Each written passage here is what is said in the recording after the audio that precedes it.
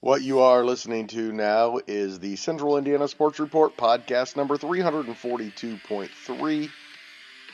A rapid recap and then reaction from John Robertson and Michelle Garmon to the Fever's fourth straight win, an 88-78 win over the Wings. And of course, we're back after every single game to recap and react, plus the Fever Report once a week during the season.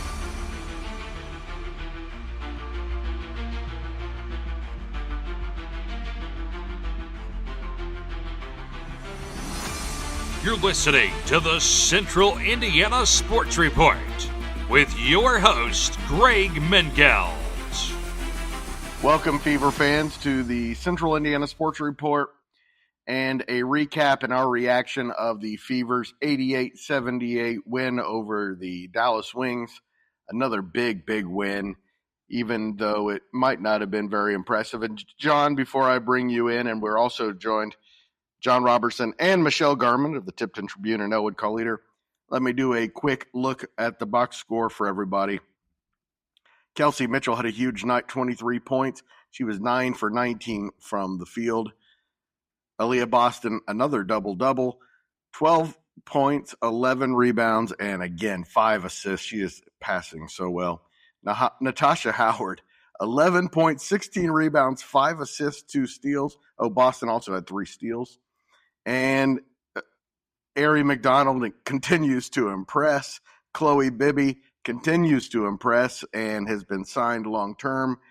And this is 4 wins in a row for the Fever. And, John, these are huge wins without Caitlin Clark. Yeah, excuse me. You're happy to see them continue to stack wins. This is one of those games that they should win. Dallas is not super strong. They kept it close in the first half, but then they just started to play good, solid basketball. This is the second half, and then started to pull away. The half court, John, every win without her is a big win, and it allows her to recover at her pace. Well, that's fair. And I had this discussion this morning with some people at the golf course. I said I think she needs to stay out as long as she needs to be fully healthy, because the team's doing okay without her. Like, we're gonna need more time to get back in rhythm once she does come back before the playoffs. Hopefully, a few games before the playoffs would be good. But big win. But again, there was nothing really spectacular about tonight, but it was just good, solid basketball. I love that Aaliyah Boston is averaging 5-6 assists a night lately. Yeah, and how many steals did she have? Because I remember at least she had three steals, because there were a couple really good ones. Defensively, the team looked solid tonight, but then you have to ask yourself how much of that is because the team played good defense and how much was because it was Dallas. But regardless, doesn't matter. That's right. You know, there may have not been anything flashy about tonight, but mundane, pedestrian, those wins are good and great, and really good teams, those are games they win. It wasn't an ugly win, was it necessarily spectacular? No. But, John, I do think some of that is when you say it's kind of who their opponent is, too. I think Dallas is kind of a team. I mean, Paige is good. They have some things, but they're not the kind of team that's going to lead you to necessarily be super impressive all game, because they have to kind of keep stuff a little ugly at times for them. But I like it. Dallas didn't even play Enrique the entire fourth quarter, so you kind of wonder if they're trying to tank a little bit. Yeah, you do. Yeah, I mean, maybe they're thinking, hey, maybe if we tank, we'll get lucky like the Fever and get back-to-back number 1 picks. They had Boston, and then they got Clark. We got Beckers, and, then maybe we will get the number 1 pick, and we can go get bumped out of UCLA, and then we can have our big post player with our guards. I mean, you just don't know.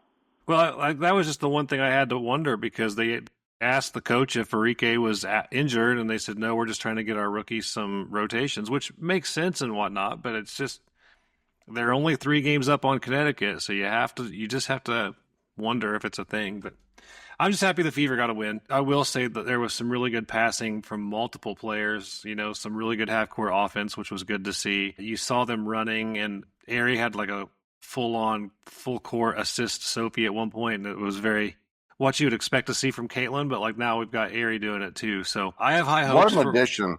Yeah. You know, when we announced that they had signed her, we were kind of like, yeah, all right, whatever. And what an addition she's been. For sure. Absolutely. And then the same thing with Chloe Bibby. She made 2 threes in 30 seconds. And then they pulled her. I don't know. I mean, I'm sure I don't want to question Stephanie. She's obviously a much more experienced coach than me. But if somebody makes 2 threes in 30 seconds, I'm probably going to leave them in for a little bit. A lot of coaches go in with a game plan, and they're sticking to it no matter what happens. Yeah. Well, I'm just saying, I think Chloe's going to end up being pretty solid. Even though she didn't have a ton of points tonight, I think she did well, and she's been a good addition also. And she's now a permanent member of the Fever. She's no longer on 7-day. We hadn't mentioned that yet. The great thing about Chloe is I think she's a player that is a great situational player, and I think she's a player that she will do her job whether she's tasked with 5 minutes or she's tasked with 20 minutes. She seems ready to fill her role, and they need that. I mean, because her role is to provide outside shooting and score points off the bench, and they need that. Guys, 21 points off the bench tonight. That's probably below what you want for a regular season game, but you also have to take into consideration that Caitlin Clark's out. When she comes back, Aerie McDonald moves to the bench. Then when you do that, then they had 36 points as a bench unit. So how much confidence does that give you with her coming off the bench? That's more than fine. Yeah, I was like, how much confidence is Aerie going to have coming in off the bench? Like when you've got that level off the bench, that's almost like a TJ McConnell again for the Fever. And she's probably going to get minutes with Caitlin too. Yeah, I would imagine. TJ went to Arizona, right? So did Aerie. Aerie's Arizona. We got a lot of connections here. Did Aerie go to Duquesne first? Because TJ McConnell went to Duquesne first. I don't know that much about her lore. Okay. I'm guessing not. I'm going to do it because, I think Lexi Hall is finally back to feeling and looking 100% out there on the floor.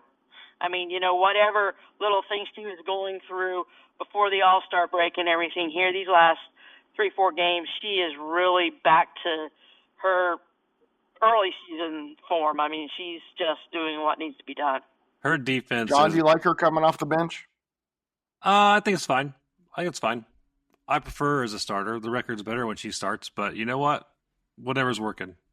As long as she's happy and playing well, I'm good. And she seems to be happy and she's playing well. So, yeah, I'm not one of these people that's going to sit here and complain until my favorite player gets exactly what I want. As long as the player's happy and the role's being filled the way it's supposed to, I'm good. I think Sydney Colson has been playing better, too, of late. Love Sydney. So, and by the way, the other night we had a podcast saying the WNBA has no sense of humor. It should have been the WNBA has a little bit of sense of humor because Sydney Colson is hilarious. No, she's funny. She's absolutely funny. All right, guys, the Fever go out west now on Sunday, and a quick turnaround for a 3 p.m. game on ABC against the Seattle Storm, their new arena there in Seattle. And then on Tuesday, they are in Los Angeles to play a Sparks team that they just can't beat. That game's on the CBS Sports Network at 10 p.m. on Tuesday. Then they're in Phoenix on Thursday, the 7th. That's on Prime Video. That game's also at 10. So, guys, 3 straight games on the road. What's the expectation? I'll say 2-1. I don't know which 2 we'll get. I think you're really, really happy if you're 2-1. No, yeah, I think 2-1. I think they're going to look to get back against Los Angeles because we haven't beat Los Angeles this year. So I think they're going to try and I think they're going to try. It's been ugly every time they've played them. And I think the Fever at Phoenix is going to be exciting to watch. I can't wait to watch that one because I think Phoenix has some feelings. I think Phoenix has some feelings after the booing. Phoenix definitely has some feelings. Phoenix is for women. Poor women is for the crybabies. The Fever, by the way, are now within a game and a half of the Liberty in second place in the WNBA standings. It's going to be tight. I mean, honestly, the top places, 3 through 6 are going to be tight, the whole thing. 2, it looks, we expect the Liberty. We expect Stewart to come back, and they're probably going to be the 2 seed. Yeah, But from the 2 seed all the way down to Los Angeles Sparks 11-15 is only 5.5 games. yeah, but how many games do we have left? 12. Yeah, it'll be interesting. I'm expecting Fever to end up in about the four seed. That's my guess. 4 seed is where we I end could up. get up to the 3rd with all these games missing Caitlin. That would be huge. And then you probably go into the playoffs thinking championship. Yeah, I mean, I think that we were already kind of thinking that. I'm just curious to see how Caitlin looks when she There comes was a back. point in this season I was not thinking that for sure.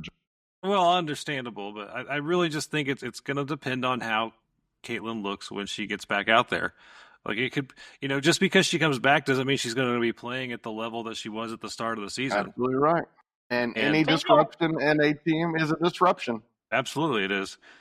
I think this team, even without Caitlin, if they continue on this path of kind of the connectivity, because they've got a connectivity, and as it gets more medicine, the way if Colson continues to play like she's playing, like she finally feels totally comfortable in the system, and Aries playing well, and Kelsey, this team if Caitlin doesn't play, no one should still count out the Fever. It's going to be a little tougher, but they're good enough at least to make the finals, I think. Without her, I don't know that they could be really the Liberty and Lynx back to back, if they had to play them that way. But I like this group, and even though it wasn't flashy, I think I really liked tonight's game because I think it told me a lot about this team because it wasn't ugly. It just wasn't flashy. But it was just good, solid, fundamental basketball. That's what workmanlike. No, I'm gonna say that without Caitlin, they can go semifinals. I don't see them getting to the finals without her. I don't think Caitlin is like a huge step up difference. Because I think the team is playing incredibly well right now without her, and they beat the Lynx without her, right? But I think that she gives you that enough of a nudge and enough of opening up the court that it gives everybody. I just think that it makes enough of a difference to give them finals and potential championships if she's back. Hey guys, did you also see that the Valkyries won in Chicago tonight? Any news out of that one? Yeah, I'm not going to talk about it. I don't blame you. First time, it's funny and worth mentioning. Second You're time, right. Somebody's trying to just, yeah. It needs to stop now. Yeah. Even if it's a gimmick to draw attention to some kind of brand new company or something like that, it's done. It's over. Got to stop. Like Hutzel said, if you're going to do something, it's got to be better than that. Otherwise, you can't do it. Thanks, guys. Yeah, you got to improve upon That's right. Previously done. Otherwise, it's just pathetic. And again, we're not encouraging doing anything else. No. At all. Let's watch some basketball. But if you got to top it if you're going to do it. Thanks, guys. See ya. Thank you. Thank you so much once again to John and Michelle for joining the Central Indiana Sports Report and recapping the Fever game.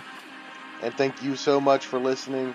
Please share this podcast with a Fever fan in your life and help spread the word that the Central Indiana Sports Report is here talking about Central Indiana sports every single day. Appreciate it.